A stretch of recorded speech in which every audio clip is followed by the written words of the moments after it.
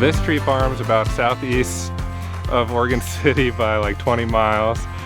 We manage it out of Malala in the Oregon North Cascades. Where we're standing actually was hit by the Riverside fire. It burned during the Labor Day fires of 2020.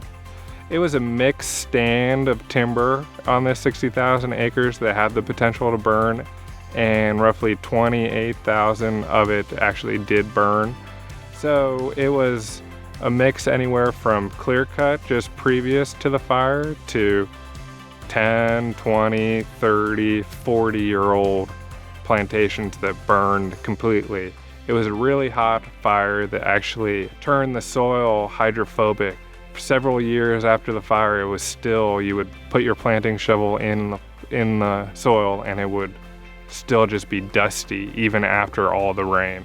The sheer scale of the two fires was overwhelming at first. I just remember the day after fighting it and the smoke sort of dissipated and you could see the whole landscape burned. I came from Mexico in August of 1974 and came to Santa Ana, California.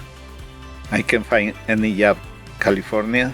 Somebody told me that got a lot of job to planting ceiling in Oregon and Washington. And came here in the Pacific Northwest in January of 1975. Even during the fire, we started lining up seedlings, just lining up things that we would need post-fire. Mount St. Helens was one of the first people I called after the fire. I knew he would have the capacity and the manpower to get the job done in the timely and safe manner that we wanted. I've known Hugo for about 10 years now, and he's always been dependable. He's always says, if I have a question for him, he says, yeah, I can do it. I'm more than happy to. Let me know when you want to do it. Pre-fire, Mount St. Helens had 1 or 2 crews working in my area, and it would be 2 15-man crews, 13 tree planters, a tree packer, and then a foreman. So 2 of those, and they would easily be able to see where they're working on the hillside and sort of plan on where the trees are going. Post-fire, that's a whole different game with the standing dead trees. You need a lot more communication and a lot more planning. His foreman actually ran out the day, at the afternoon after spending the day tree planting and planned the day ahead of time to sort of get familiar, keep his crews safe, and sort of have the game plan of where they're going to attack the planting for the next day. And especially with these standing dead stands, we couldn't salvage, and with that came its own set of hazards. Branches that would poke into you, so Mount St. Helens had the idea of wearing eye protection in those stands. Then in these standing dead, we weren't able to get to every acre reforested that year when it was clean. So there's the challenge of the sod layer. The sod and the grass, we'll spray it with the site prep in that July August timeline before we plant it in 22, 23. But there's still that heavy sod grass that they had to go through, unlike a normal clear cut or harvest unit where it just sticks and slash, you're able to plant right down into it, but they would have to spend time scalping, and that was key, breaking the ground open to getting a nice well-planted tree in there.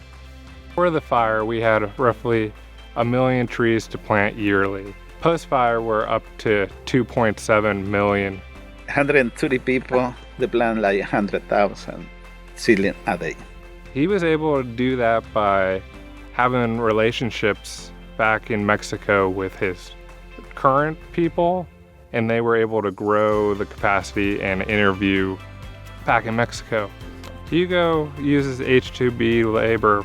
They're here 9 months out of the year legally, and then go back to Mexico for 3 months out of the year. Hugo is a very relationship-based person. He has a relationship with all his crew. They are like consuling the people, to do the right thing, to be honest and to working hard.